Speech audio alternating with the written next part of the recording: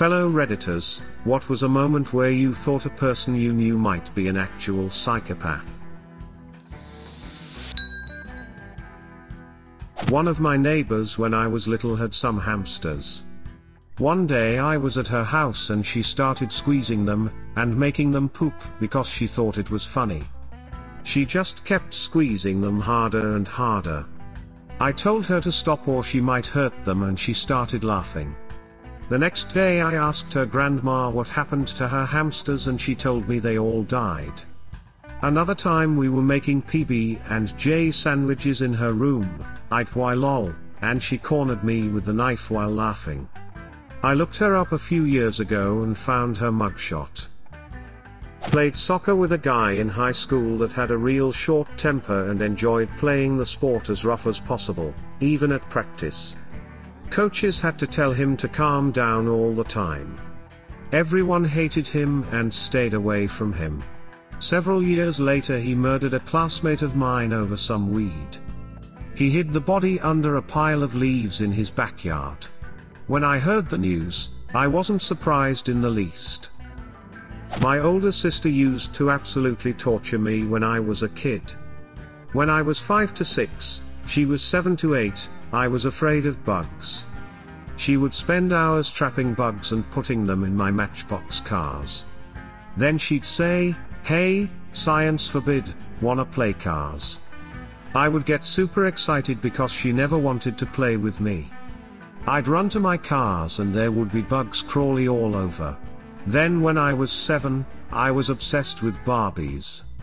One day she grabbed my favorite Barbie and Ken and threw them under the bed. I stuck my tongue out at her and climbed under the bed to get them. As I army crawled in the cramped space, my arms started to hurt. I was getting pricked all over every time I moved. And I was bleeding. It took me until I was halfway way under the bed to figure out what my psychopath sister had done. She had spent all morning weaving push pins into the carpet so the points would stick up and stab me. She then tricked me into climbing under the bed. So, there I am, halfway in with my precious Barbie and Ken at the back wall. I had to decide to cut my losses and abandon Barbie and Ken, or climb the rest of the way through the Saw-esque minefield and back out. I bit the bullet. Amy, if you read this, fuck you. I was in the military and my roommate was overprotective over all of my stuff, never wanted me to share, it was either his or mine. Couch, remote, TV, PS4. Like eyes can't be on the TV together. Anyways, he gets snacks from home sent to him and a rat gets in and eats his food. He stays up for 3 days looking for this rat, doesn't sleep until he catches it, and then proceeded to cut off his toes, fingers, paws and legs in the open courtyard by us so that the other mice learn their place by hearing its screams. I wasn't home when this happened, I was on base. Other housemates explained in detail when I got there warning me. Left the next day. Edit, spelling and clarity. Edit, we didn't start off this way. This was months in and during hard times in our service. Different branches. He changed. A few years ago, I had to put my cat, Rex, down. He was 21 years.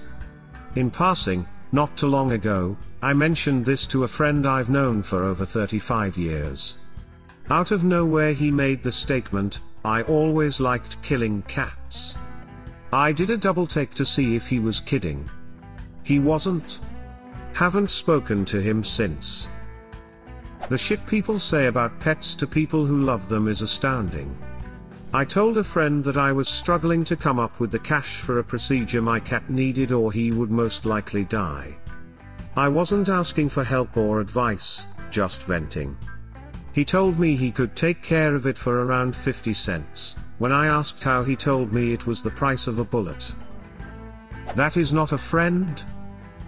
My dad said for years that someone I knew at primary school, 7 to 11, was a psychopath because he often got in fights with random people and showed no empathy after breaking their bones, and he would often lie about stuff to get them in trouble.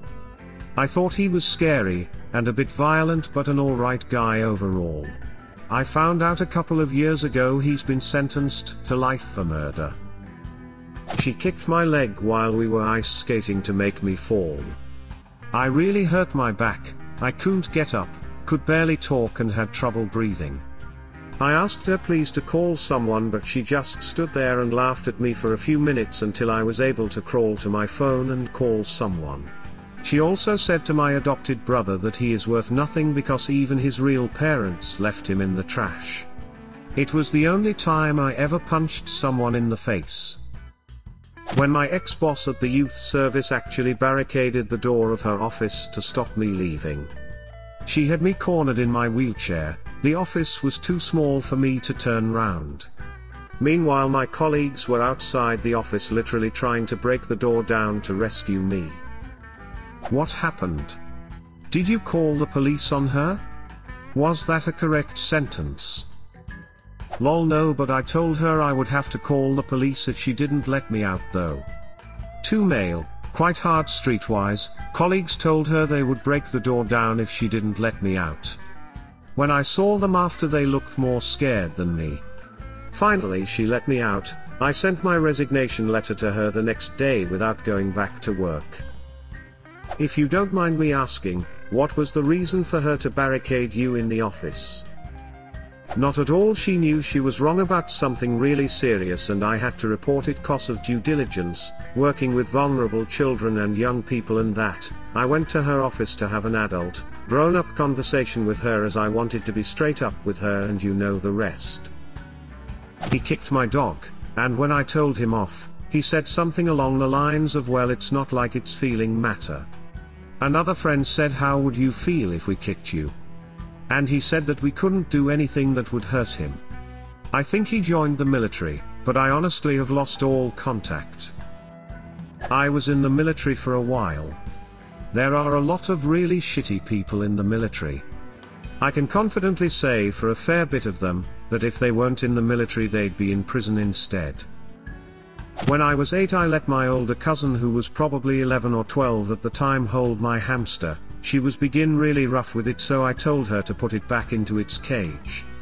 She got really mad after this and just stared at me for about 2 minutes before she turned around and threw my hamster into the wall.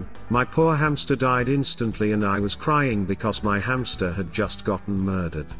I knew after she threw it something was extremely wrong with her, and my mom made my aunt come and pick her up, and she wasn't allowed to be near any animals after this. It's been almost 4 years since I've talked to her, but apparently she gets into fights almost weekly, and beat somebody so bad they had to go to ER.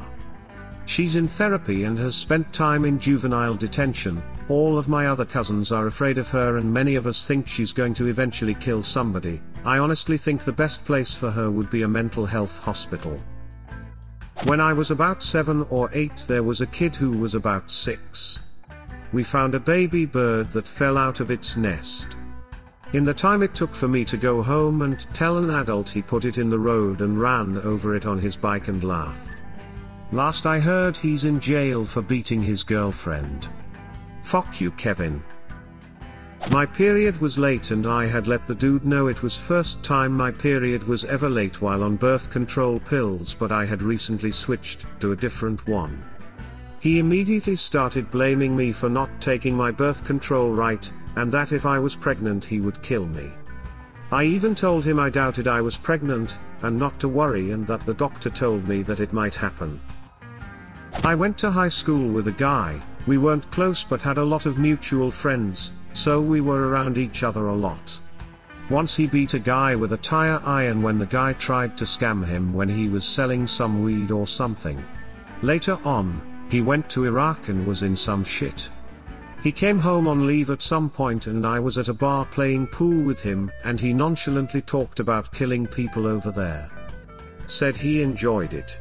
He was always very calm and chill when I was around him, but I tried to avoid him after that. There was something broken in there.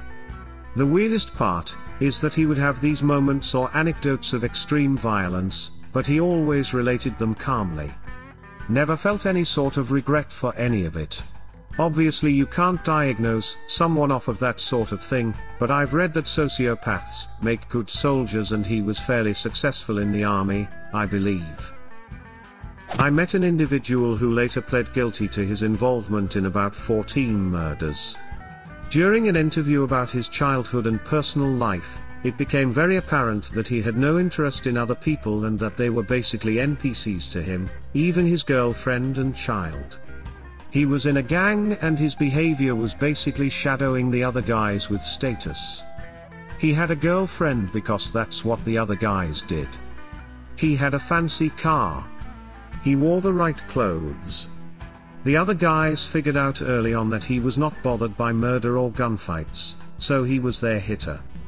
During the interview, he was perfectly polite, but utterly flat in his affect and didn't attempt to dissemble or minimize a lot of terrible things that happened to him or the things he'd done. It made for an interesting interview. I'm a college librarian. He was one of my students who came in a lot. He was super charming and good looking and altogether empty inside, no depth, no emotions, no regard for others. One of our staff straight up said, "That boy's a psychopath." She had been a social worker, so I trusted her opinion and agreed. He collected types of women. He told me about seducing a female, married, military chaplain and getting her to do sexual things she didn't want to. Then he got bored with her and moved on. He eventually got his master's degree and now works on the military base making big bucks, getting everyone else to do his work for him. Sometimes, psychopaths are dangerous in other ways. Did you know a real psychopath? Leave a comment, and subscribe to the channel if you want to see more videos like this one.